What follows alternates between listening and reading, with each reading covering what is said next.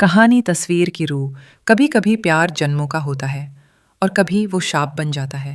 आज मैं आपको एक ऐसी कहानी सुनाने जा रही हूँ जिसका एक सिरा है सन 1350 ईस्वी में और दूसरा आज की इस आधुनिक दुनिया में। ये कहानी है एक राजकुमारी की आत्मा की जो इंतज़ार कर रही है अपने प्रेम के लौटने का, और एक इंसान की जिसके अंदर छुपा है उसका अधूरा अतीत। 1350 ईस्वी में भारत के एक हिस्से पर राज करते थे कुंवर शेरदिल, वीर, धर्मपरायण और न्यायप्रिय राजा। उनकी एक ही संतान थी, राजकुमारी चांदनी। चांदनी एक स्वप्न जैसी सुंदर, सौम्य और सरल। बड़ी बड़ी आंखें, फूलों से सजे बाल और ऐसा ठहराव जैसे कोई देवी जमीन पर उतर आई हो। लेकिन उसकी सुंदरता पर नज़र थी एक शासक की, मोहम्मद इमरान हसन।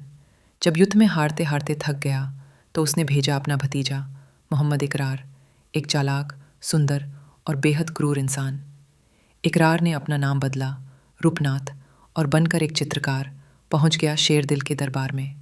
उसने चांदनी की एक ऐसी पेंटिंग बनाई कि राजकुमारी उसके प्रेम जाल में फंस गई। पर यह मोहब्बत नहीं थी, ये था एक तांत्रिक वशीकरण जो इकरार ने एक बुढ़िया की मदद से किया था। राजा शेरदिल को शक हुआ। उन्होंने अपने गुप्तचरों को लगाया और जो सच सामने आया वो दिल तोड़ देने वाला था। इकरार मोहब्बत नहीं बल्कि साजिश कर रहा था, चांदनी से शादी कर राज्य को हड़पने की। जब राजा ने चांदनी को समझाने की कोशिश की तो उसने कहा, अगर आप मेरी पसंद को नकारेंगे तो मैं प्राण त्याग दूंगी। राजा टूट गया। एक ओर राज्य और दूसरी ओर उसकी अपनी बेटी।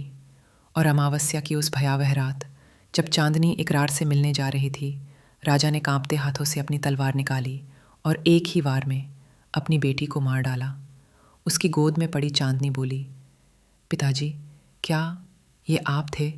और फिर उसकी आत्मा उस चित्र में हमेशा के लिए कैद हो गई। समय बदला, राजघराने मिटे और वो महल बने सरकारी म्यूज़ियम।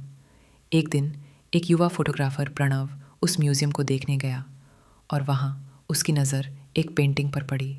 वही चित्र, चांदनी का चेहरा, वही ठहराव, वही आंखें जो जैसे उसे जानती। प्रणव देर तक बस उसे देखता रहा। उसका दिल धड़कने लगा, मानो कोई उसे बुला रहा हो। कुछ दिन बाद शहर में लोक मेला लगा। प्रणव कैमरा लेकर वहां गया और तभी उसे दिखी वही लड़की, सफ़ेद सूट, गजरा, वही आंखें। वो पास आई और बोली, तुम मुझे पहचानते हो ना? प्रणव कुछ बोल नहीं पाया। लड़की मुस्कराई और कहा, मैं हर अमावस्या को आती हूँ। 3 दिन बाद म्यूजियम के पीछे वाले बाग में मिलना। 3 दिन बाद वो फिर मिली। नाम नहीं बताया, बस मुस्कुराती रही। धीरे धीरे हर 2-3 महीने में वो मिलते। ना कॉल, ना मैसेज, ना कभी घर, ना फिल्म, ना दोस्ती की झलक। प्रणव को लगता था वो किसी पुराने ज़माने की लड़की है। पर उसकी सादगी, उसकी खामोशी एक अजीब मोहब्बत में बदल गई।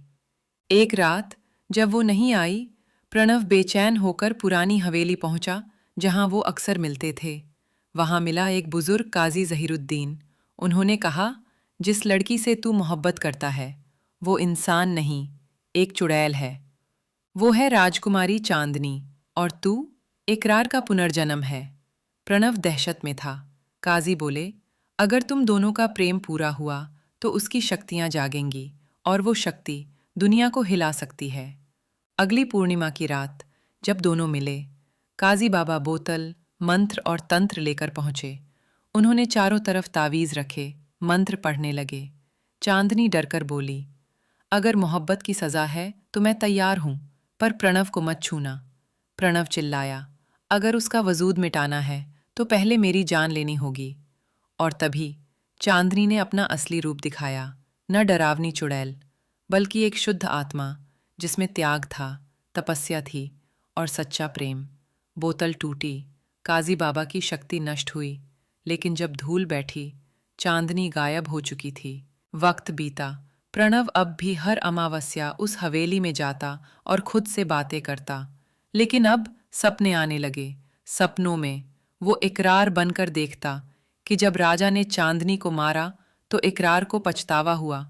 उसने अपने चाचा इमरान हसन से बगावत कर दी और फिर उसकी हत्या कर दी गई। एक दिन वो काजी बाबा को ढूंढने निकला और एक पुरानी दरगाह में वो मिल गए। काजी बाबा मुस्कुराए, मुझे पता था तू एक दिन ज़रूर आएगा, क्योंकि मोहब्बत जो अधूरी रही हो वो लौटकर ज़रूर आती है। प्रणव बोला, आपने कहा था मैं इकरार हूँ, तो क्या मैं उसे फिर पा सकता हूँ? काजी बोले, हाँ, पर बहुत मुश्किल है।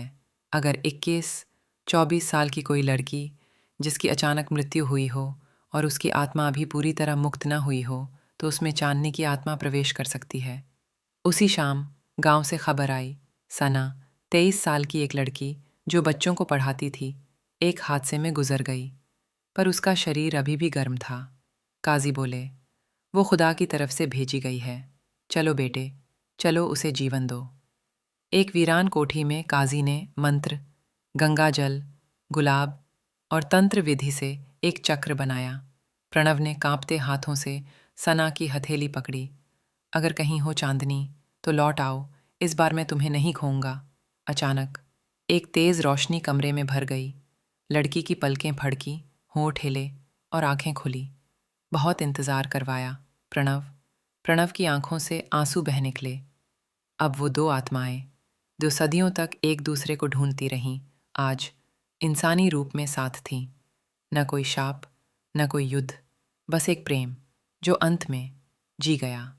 आज भी उस मिज़ोरियम में वो चित्र का फ्रेम टंगा है, अब खाली है। नीचे लिखा है, जहाँ आत्माएं बिछड़ी थीं वहीं से उन्होंने फिर चलना शुरू किया।